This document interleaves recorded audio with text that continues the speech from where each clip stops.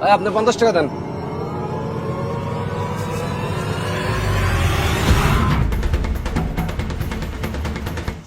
ভাই এই নেন।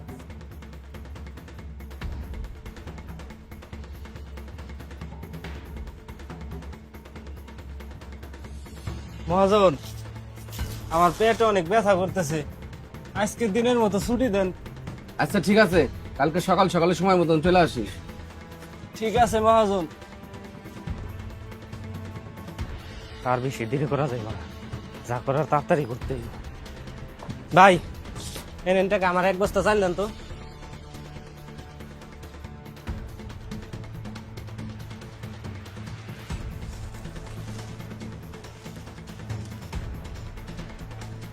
ভাই দাঁড়ান,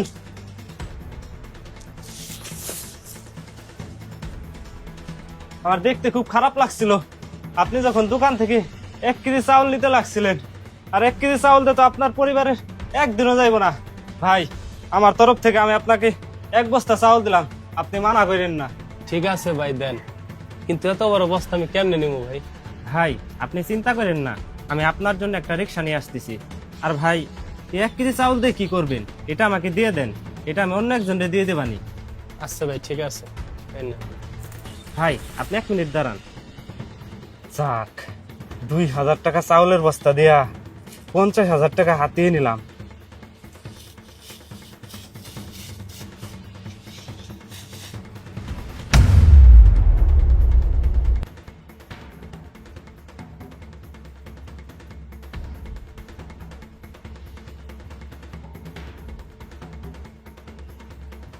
মহাজন, আমি অনেক বড় ভুল করে ফেলাইছি, আপনি আমাকে মাফ করে দেন। আমি টাকার লোভে ওই অসহায় লোকের কাছ থেকে এই চাউলের ব্যাগটা নিয়ে আইছি, কিন্তু এই চাউলের ব্যাগটা আমি যখন খুলাইছি তখন এটার ভিতরে টাকার পরিবর্তে পাতা ছিল।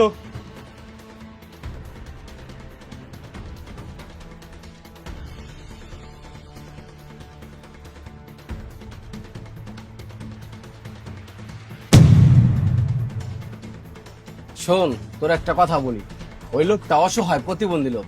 সে প্রতিবন্ধী থাকা সত্ত্বেও কারো কাছে 2টা টাকার জন্য হাত পাতে না। আমি তার গোপনে কিছু টাকা দিতে চাইলাম, আর তুই এরকম জঘন্য কাজ করে বসলি। কালকে থেকে তুই আর আমার দোকানে আসবি না। এরকম জঘন্য কর্মচারী আমার দরকার নাই, তুই আমার দোকান থেকে চলে যা। মহাজন, আমার ভুল হয়ে গেছে, আপনি আমাকে মাফ করে দেন। শোন, কারো প্রতি একবার যদি বিশ্বাস ভেঙে যায়, শতবার মাপ চাওয়ার পরেও সেই বিশ্বাস আর ফিরে পাওয়া যায় না। সর, তুই আমার দোকান থেকে এখনই চলে যা।